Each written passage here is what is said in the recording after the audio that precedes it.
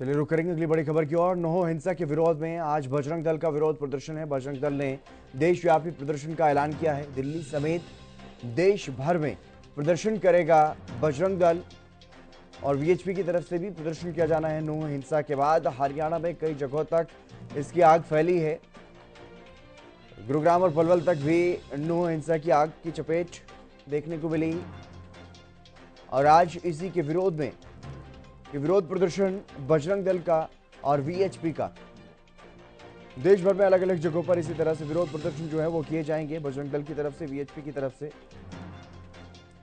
ये बड़ी खबर आपको बता रहे हैं। नोहे हिंसा 31 जुलाई को जो घटना हुई,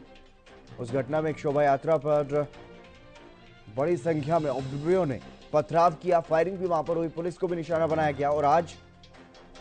इसी घटना के विरोध में अलग अलग जगहों पर विरोध प्रदर्शन किए जाएंगे देश भर में।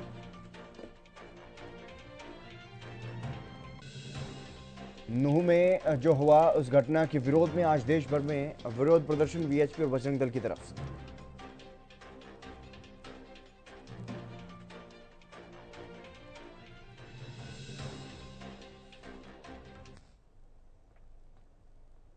संजय राठौर हमारे संवाददाता हमारे साथ जुड़ गए अधिक जानकारी के साथ गुरुग्राम से। संजय, फिलहाल क्या कुछ ताजा जानकारी मिल पा रही है, जो क्या कुछ स्थिति फिलहाल देखने को मिल रही है शहर में?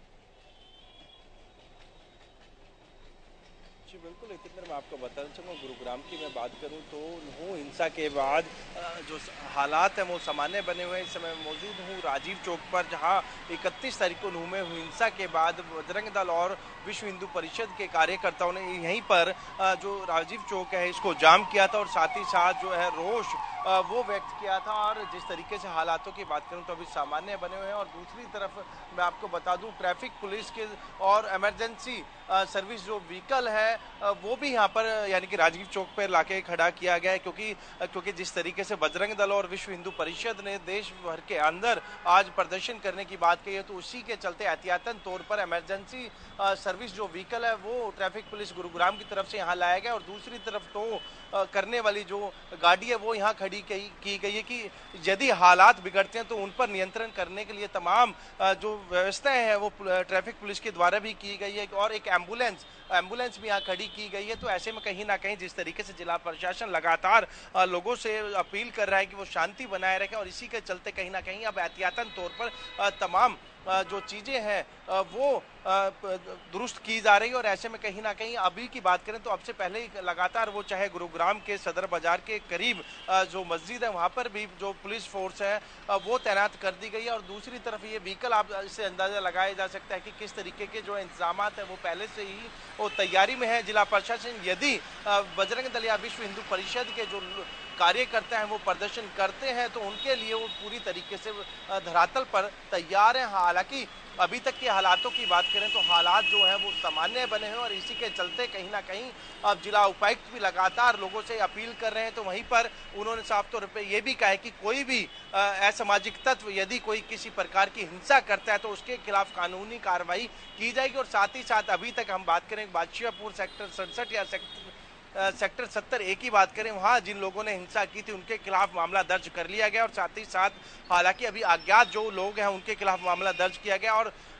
आसपास लगे सीसीटीवी के आधार पर उनकी पहचान की जाएगी और उनको सलाखों के पीछे डालने का काम किया जाएगा। जी जी, लेकिन जिस तरह के इंतजाम यहाँ पर पुलिस प्रशासन की तरफ से किए गए हैं और वहीं बजरंग दल की तरफ से, वीएचपी की तरफ से आज विरोध प्रदर्शन किया जाना है, तो वीएचपी या बजरंग दल के नेताओं कार्यकर्ताओं की तरफ से क्या कुछ कहा जा रहा है? क्या गुरुग्राम में वो कहां पर अपना विरोध प्रदर्शन करेंगे?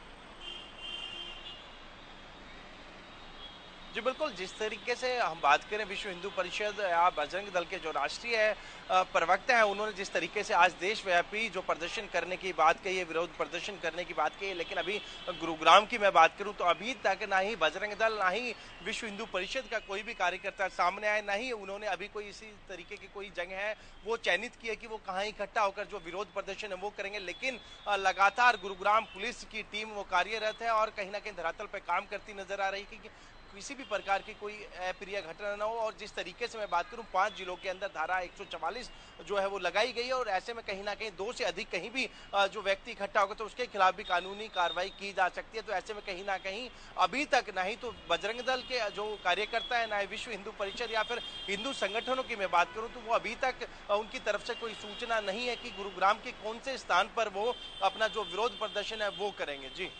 जी, और इसके अलावा पुलिस प्रशासन की तरफ से, पुलिस अधिकारियों की तरफ से इस बारे में कोई जानकारी, अगर बजरंग दल या वीएचपी के जो नेता कार्यकर्ता हैं, अगर वो सड़कों पर आते हैं, प्रदर्शन करते हैं, तो क्या कुछ कार्रवाई उनकी तरफ से की जाएगी? जी बिल्कुल, हम बात करें गुरुग्राम पुलिस की बात करें तो धारा 144 जिला उपायुक्त गुरुग्राम ने गुरुग्राम के अंदर लगाई गई। और जब धारा 144 लगती है तो वहाँ एक या एक से अधिक जो व्यक्ति इकट्ठे होते हैं उनके खिलाफ जो है कानूनी कार्रवाई की जाती है। और इसी के चलते कहीं ना कहीं अनुमान ये है कि गुरुग्राम पुलिस धरातल पर मुस्तैद है और जो पुलिस बल के जो जवान है वो कहीं ना कहीं उनको अतिरिक्त कर दिया गया। और ऐसे में कहीं ना कहीं पुलिस भी लगातार लोगों से यही अपील कर रही है कि वो बेवजह इस तरीके के जो विरोध प्रदर्शन ना करें, क्योंकि जिस तरीके से लगातार हम बात करें जो अभी के हालात हैं वो नियंत्रण में, वो बेकाबू ना हो, इसको लेके कहीं ना कहीं अब गुरुग्राम पुलिस भी सख्ती के साथ लोगों से निपटने के लिए तैयार है। जी चलिए, बहुत शुक्रिया संजय तमाम जानकारी देने के लिए। हालातों पर नज़र बनाए रखिएगा, क्योंकि लगातार जिस तरीके से जो स्थिति तनावपूर्ण बनती हुई दिखाई दे रही है, अभी भी हालांकि हालात सामान्य हैं, किसी भी तरह की कोई परेशानी या फिर इस तरह की तस्वीरें कोई सामने नहीं आ रही हैं, लेकिन लोगों में आक्रोश है। और